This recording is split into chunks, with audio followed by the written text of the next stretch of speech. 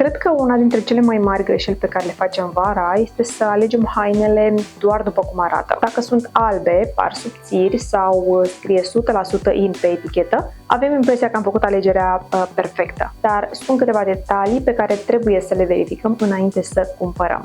Salut, sunt Ramona, inginer textilist și lucrez în industria textilă de peste 10 ani. Pe canalul acesta te ajut să înțelegi ce cumperi, astfel încât să alegi haine mai bune și să investești în produse care chiar merită banii tăi. Astăzi vreau să vorbim despre cele 7 lucruri pe care eu consider că trebuie verificate înainte de a cumpăra o haină pentru sezonul de vară. 1.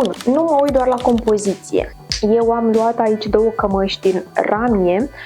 Dacă puteți observa, aceasta este dintr-un material ceva mai soft, pe când aceasta are ceva mai multă ținută, este un pic mai bățoasă. Asta înseamnă că nu tot ce este din 100% in sau din 100% ramie este și potrivit pentru sezonul de vară.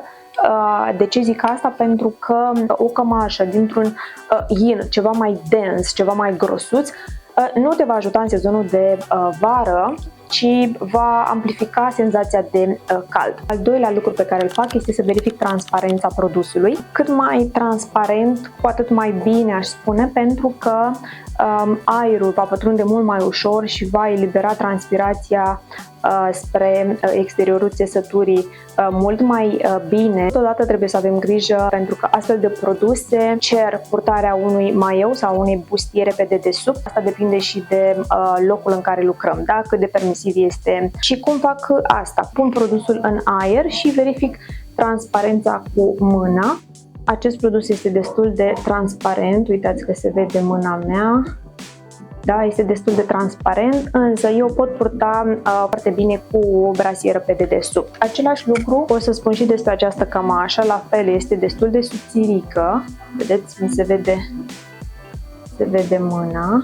Și astfel, verificând așa cu mâna spre lumină, vă puteți da seama cât de dens este și cât de transparent va fi atunci când îl purtați și dacă vă permiteți acest lucru în funcție de locul în care veți purta produsul respectiv. Al doilea lucru pe care îl fac este să mototolesc materialul, să-l strâng în mână. Da, facem asta în magazin, pentru că astfel ne putem da seama dacă produsul își revine din șifonat. Toți știm că ei nu se șifonează. Acesta este un aspect pe care mulți nu-l agreiază, însă mă interesează foarte mult dacă își revine și dacă se așează după. Apoi, întoarcem cămașa pe dos pentru a verifica cusăturile, ațele și și toate componentele unui produs, nasturi, găici. De ce? Pentru că contează foarte mult.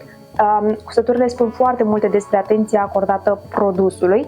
Dacă sunt curate și bine executate, atunci da, este un semn bun. Bineînțeles, contează foarte mult și de unde cumpărăm acel produs, da? Adică nu te poți aștepta în Pepco să găsești produse foarte bine executate și foarte bine finisate.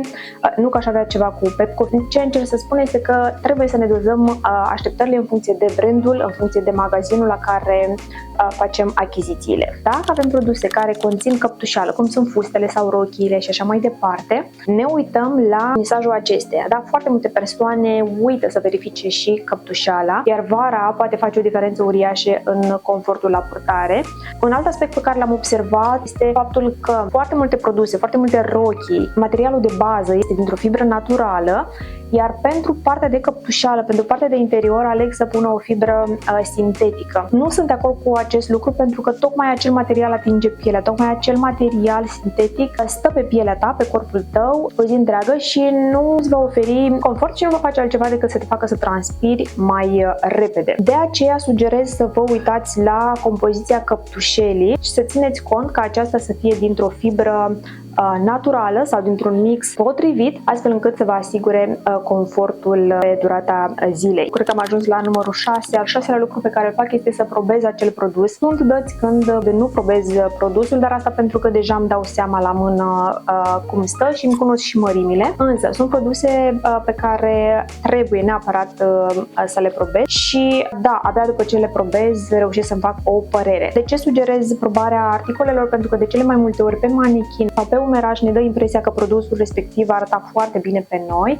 însă de cele mai multe ori suntem dezamăgite de acest aspect, pentru că, bineînțeles, fiecare dintre noi avem conformația noastră, avem mărimile noastre și de cele mai multe ori nu ne sincronizăm cu mărimile din magazin, motiv pentru care sugerez probarea produselor. Un alt lucru de care țin cont în momentul în care fac o achiziție sau verific un produs spre a-l achiziționa este să mă întreb dacă peste un an îl voi purta. Nu știu dacă mă cunoașteți, eu cumpăr de cele mai multe ori produse clasice, simple, astfel încât să le pot integra în stilul meu. Îmi plac produsele care au ceva lor, nu din punct de vedere al croielii, ci din punct de vedere al detaliilor.